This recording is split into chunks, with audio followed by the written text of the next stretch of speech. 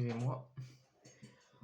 Bonsoir à tous, on se retrouve aujourd'hui, pas pour le traditionnel JT Foot JTOM, que je ne ferai pas aujourd'hui, je le ferai dans les prochains jours, vous verrez bien.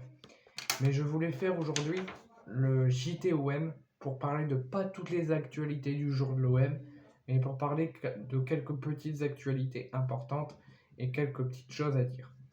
Premier point, on se dirigerait à la fin de la saison donc pour le mercato d'été, qui sera pendant l'intersaison pour préparer la saison prochaine. On penserait, selon ce qui tourne, les rumeurs qui tournent autour de l'OM, on se dirigerait vers un départ de Matteo Guendouzi de la part de l'Olympique de Marseille pour s'engager en Angleterre en Première Ligue à Aston Villa. Donc Matteo Guendouzi aurait lui-même demandé et souhaité une réunion avec le coach d'Aston Villa, Unai Emery, et les dirigeants d'Aston Villa pour faire un point sur si jamais ils viendraient à s'engager à Aston Villa, quelle exigence il leur donnerait, quel contrat, quel temps de jeu, pour pouvoir prendre une décision finale avant la saison prochaine.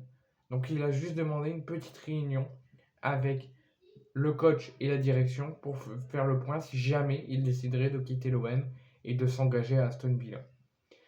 Deuxième point, comme je vous l'ai dit, si la Juve et la Roma ne remportent pas l'Europa League et qu'ils ne terminent pas dans le top 5, la troisième place celui qui terminera troisième devra passer par les tours préliminaires et par les barrages, obligatoirement pour jouer les phases de poule.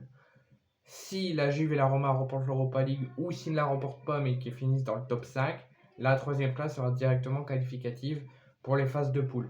Mais au cas où la Juve et la Roma n'est pas sacrée en Europa League et ne termine pas dans le top 5 et que la troisième place devra passer par les tours préliminaires et par les barrages, voici les potentiels adversaires de l'OM et du Racing Club de Lens en cas de troisième place, donc tour préliminaire probable.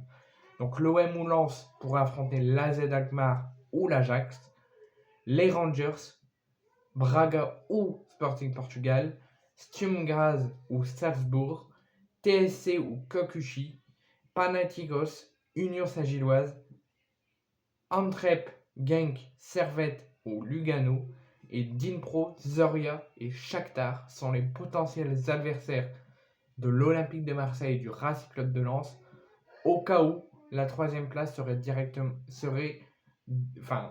au cas où que l'équipe qui termine troisième devra passer par les tours préliminaires. Si jamais c'est le cas, je vous ai cité les adversaires potentiels du Racing Club de Lens et de l'Olympique de Marseille. Troisième point, selon quelques rumeurs qui tournent en ce moment, la direction olympienne et plus particulièrement Pablo Longoria préparerait l'après Sanchez si jamais il viendrait à quitter l'Olympique de Marseille, et il suggérerait, il voudrait prochainement venir au renseignement, plus particulièrement pendant le mercato, auprès de la direction lyonnaise pour avoir comme remplacement de Sanchez le joueur qui est en fin de contrat à Lyon, qui devrait quitter Lyon au mercato d'été, Moussa Dembélé. Le profil intéresserait la direction olympienne, mais plus particulièrement Pablo Longoria, qui voudrait, en guise de remplacement d'Alexis Sanchez, le recruter au mercato d'été pour la saison prochaine. Moi, je pense que c'est pas du tout bon. Si Sanchez part, comme remplacement, il ne faut pas du tout prendre lui. Quatrième point, Dimitri Payet va être auditionné demain, ou jeudi, je crois, à la commission de discipline par rapport aux gestes déplacés aux gestes potentiels déplacés face à Lens envers Yannick Cahuzac. C'est Canal+ qui l'a diffusé. Canal+ n'a donné aucune vidéo parce que tout simplement on n'a pas vu à Canal+ quand il diffusait la rencontre le geste potentiel de Payet. Ça a juste tourné sur les réseaux sociaux et les réseaux sociaux ont fait tourner la vidéo parce que Prime Video a diffusé le geste potentiel de Dimitri Payet alors qu'il ne diffusait pas la rencontre. Donc comme M. Turpin, lors du match, n'a pas mis un rouge direct à Payet, il sera bien auditionné demain ou jeudi, je ne sais plus la date, mais comme il n'a pas reçu le rouge direct, il pourrait être disponible jusqu'à preuve du contraire et jusqu'à le rendu de la commission, devrait pouvoir jouer au stade Pierre-Mauroy le week-end qui arrive avec l'Olympique de Marseille à Lille. Et pourra potentiellement avoir du temps de jeu et potentiellement encore marquer et montrer aux yeux de Tudor qu'il faut qu'il compte sur lui. 5e point, même si en interne, les dirigeants olympiens, Pablo Longoria et l'interne de l'OM diraient que si l'OM finit 3e et devra passer par les tours préliminaires et les barrages, ça serait un gros échec pour le club et qu'ils espèrent vraiment qu'ils ne terminent pas 3e, sinon ça sera un gros échec de la saison et vraiment un gros échec pour le club. Mais si l'OM finit 3e, ça devrait avoir aucune incidence sur les finances de l'OM et sur le mercato qui devrait rester ambitieux même en cas de 3e place. Et ça n'empêchera pas la saison d'être un échec, mais le mercato et la finance ne devraient pas être impactés en cas de 3e place et de tour préliminaire ou barrage. 5e point et dernier point de ce JTOM, Alexis Sanchez ne sait pas encore s'il va quitter l'Olympique de Marseille et rompre son contrat après seulement 1 an à l'OM, ou s'il va prolonger, s'il va faire sa 2e année après partir, il ne sait pas encore.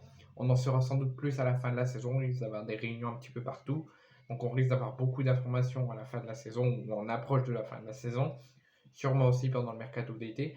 Mais selon un journaliste chilien et un journaliste londonien, José Thomas Fernandez, il serait venu au renseignement et la direction d'Arsenal voudrait s'approcher de la direction olympienne lors de l'intersaison, lors du mercato d'été, pour tenter par différents moyens de faire revenir Alexis Sanchez.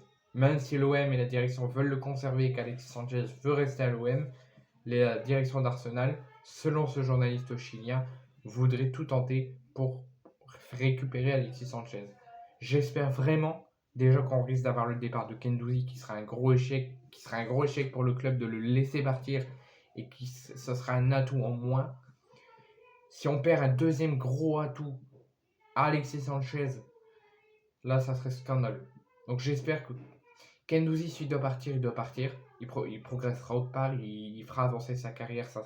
Je serai déçu, mais on ne peut rien faire. Mais le plus gros échec, et j'espère que ça ne se fera pas, c'est le potentiel retour d'Alexis Sanchez à Arsenal ou dans un autre club, donc le potentiel départ d'Alexis Sanchez. Et j'espère vraiment que ça ne se fera pas.